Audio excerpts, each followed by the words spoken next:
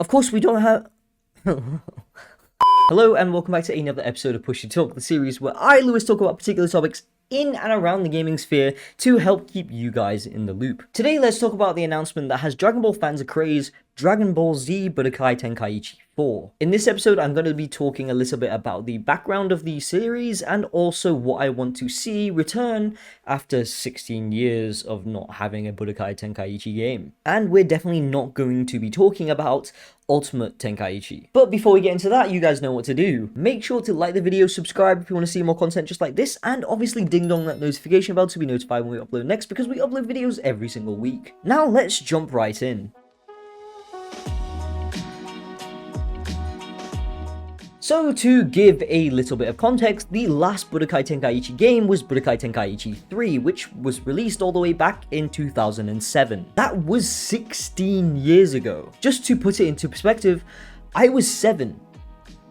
I'm 23 this year. So to say it's been a long time since we last saw a Budokai Tenkaichi game is a massive understatement. You see, I actually never played Budokai Tenkaichi 3 because I played Budokai Tenkaichi 2, which released a year prior. And if I recall correctly, that was actually my first exposure into anime. So if it wasn't for Budokai Tenkaichi 2, I wouldn't be the weeb I am today, so the game holds a very special place in my heart. And on the 5th of March, Dragon Ball fans rejoiced as Bandai Namco surprise announced Budokai Tenkaichi 4 at the Dragon Ball FighterZ World Championships. Speaking of which, if you're familiar with the FGC or just fighting games in general, then you're probably familiar with Dragon Ball FighterZ, especially because it's been the de facto Dragon Ball game for years.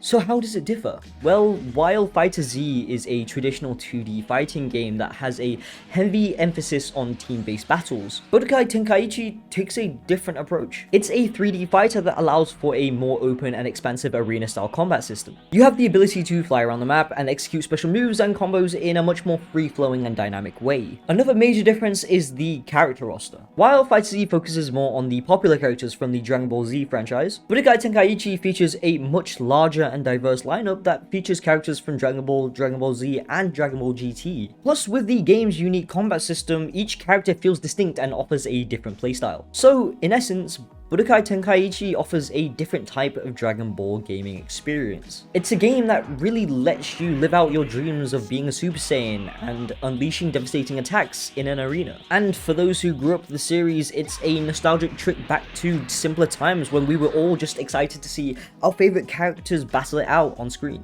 So what do we want to see from Budokai Tenkaichi 4? Firstly, and probably most obviously, I want to see a modernized version of the game with updated graphics and smooth animation. I mean, it has been 16 years, so it's safe to say that we're expecting significant improvements in terms of graphics and animation. I also want to see an even larger and more diverse character roster. Dragon Ball has grown significantly over the years, so it's only fair to include characters from the newer series such as Dragon Ball Super and Dragon Ball Heroes. And of course, we also want to see our favorite classic characters return with new and improved moves and combos. Something else I would also love to see would be an even deeper and more strategic combat system. While the open arena combat is the bread and butter of the game, I also want to see a more in-depth battle system that requires us to think critically about our moves and tactics. And of course, I want to see a compelling single-player campaign mode that takes us through the entire Dragon Ball universe, from the earliest Dragon Ball days to the latest Dragon Ball Super arc. I also want to see the return and innovation of destructible environments. Imagine being able to blast your opponent into a mountain and watching it crumble and collapse in real time, or perhaps sending them flying through a building and watching it explode into rubble.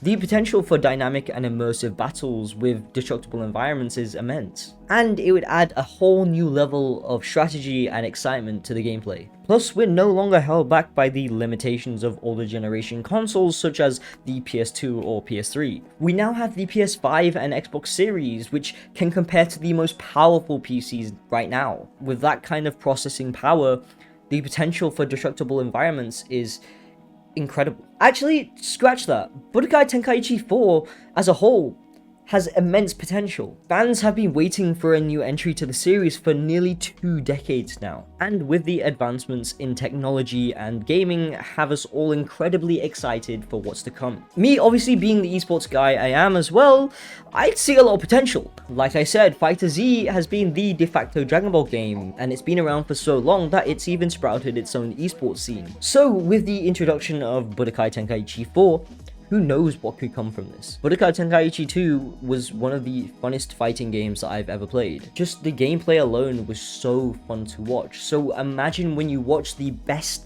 of the best play against each other. I can assure you, it would be so hype. Of course, we don't have any official word yet of when the game will release, but that hasn't stopped us fans from eagerly anticipating any news or updates, which if any occur, then be sure to stay tuned to our website and or YouTube. So whether you're a longtime fan of the Tenkaichi franchise or a newcomer looking to experience the Dragon Ball universe in a new and exciting way, there's no doubt that Dragon Ball Z Budokai Tenkaichi 4 has the potential to be something truly special. Let's just hope we don't have to wait another almost 20 years for Budokai Tenkaichi 5, but then again, I'm probably getting a little too ahead of myself. And that's it for this episode. Let me know your thoughts about Budokai Tenkaichi 4 down in the comments down below. What do you want to see? What are you looking forward to? And do you want to see character customization? Because I think that should stay in Xenoverse. But also, if you have any other topics you would like me to discuss, whether it be gaming, entertainment, anime,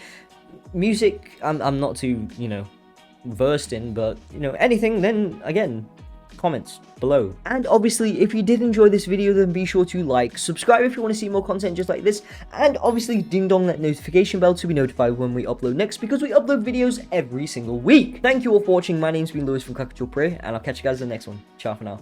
That was it. Oh, that was it. But no confirm. Oh my God. Wait. Oh! Wow!